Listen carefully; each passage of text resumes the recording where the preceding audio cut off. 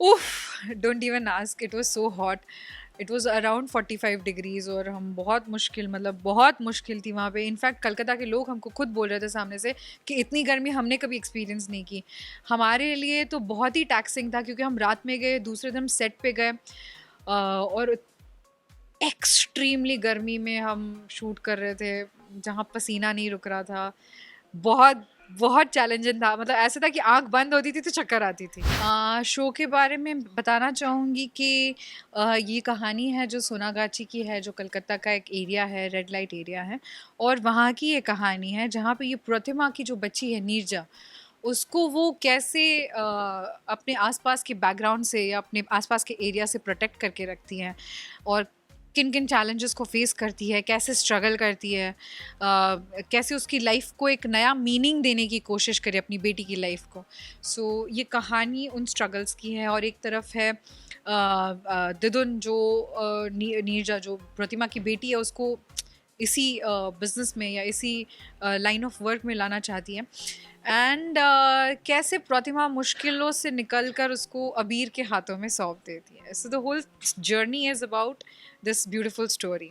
उफ, don't even ask, it was so hot. It was around 45 degrees और हम बहुत मुश्किल, मतलब बहुत मुश्किल थी वहाँ पे। इनफैक्ट कलकत्ता के लोग हमको खुद बोल रहे थे सामने से कि इतनी गर्मी हमने कभी एक्सपीरियंस नहीं की। हमारे लिए तो बहुत ही टैक्सिंग था क्योंकि हम रात में गए, दूसरे दिन सेट पे गए और एक्सट्रीमली गर्मी में हम शूट कर रहे थे जहाँ पसीना नहीं रुक रहा था। बहुत बहुत चैलेंजिंग था, मतलब ऐसा था कि आंख बंद होती थी तो चक्कर आती थी।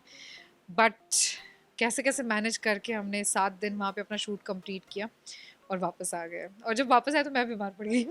मेरी मम्मा के साथ मेरे बहुत स्पेशल बॉन्ड्स है। इनफैक्ट मैं अपना करियर जो है ओ करती हूँ अपनी माँ को, क्योंकि जो भी मेरा हार्ड वर्क है या जो भी मेरी मेहनत है वो सब उसकी वजह से है। क्योंकि जब मैं छोटी थी तब से उसने मेरे पीछे पढ़ पढ़ के बहुत सारी चीज़ें मुझसे करवाई। जैसे मुझे भरतनाट्यम सिखाया, मुझे गाना सिखाया, मुझे बहुत सारी चीज़ें सिखाई उसने।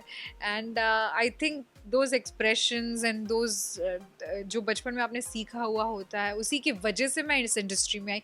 क्योंकि किसी ने मुझे क्लासिकल डांस करते हुए देखा था, इसके लिए उन्होंने मुझे कास्ट किया था।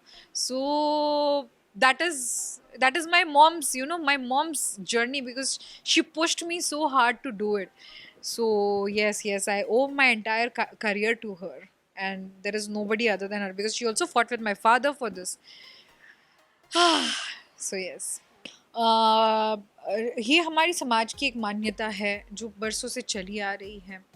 हम उसको चेंज तो नहीं कर सकते, ठीक है, लेकिन हम इज्जत की बात अगर जहाँ आती है तो हम कहीं ऐसा नहीं कर सकते कि हम इनको कम इज्जत है और हमको ज़्यादा इज्जत है, ये नहीं कर सकते। हम डिस्क्रिमिनेशन नहीं कर सकते, क्योंकि हमारी इंडिया में तो बहुत सारे कॉन्सेप्ट्स जो है वो बहुत रूढ़ीवादी कॉन्सेप्ट्स है। It's, you won't call it conservatory, but you can say that it has some mythological meaning और हिस्टोरिकल मीनिंग हर चीज़ को। इवन हमारे भगवान जो है, जो हमारी माइथोलॉजी है, it is our ancestry, it's our ancient life, it's our ancient Vedic world.